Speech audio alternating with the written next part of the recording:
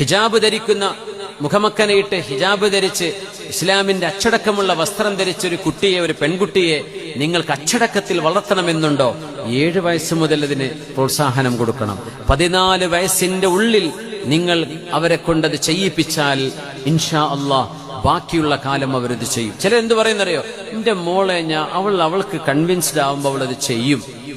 ഒരു കുട്ടിക്ക് ബോധ്യമായിട്ട് ചെയ്യും എന്ന് പറയുന്നത് അത് എത്രത്തോളം യുക്തിഭദ്രമാണ്. നിങ്ങൾ ആലോചിച്ച് നോക്കൂ.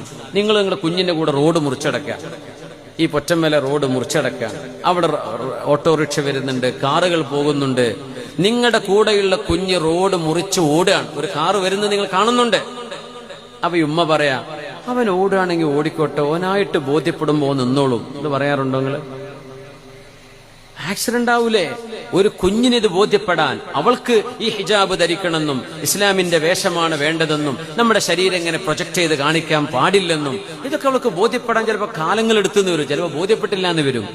എന്ന് വിചാരിച്ച് അള്ളാഹുവിന്റെ ശരീഅത്തിന്റെ ഒരു നിയമം അവര് പാലിക്കരുത് എന്നാണോ നമ്മൾ വിചാരിക്കുന്നത്? നമ്മളൊക്കെ ചെറുപ്പത്തിൽ ബോധിച്ചിട്ടാണോ ഇങ്ങനെ പോരുന്നത്?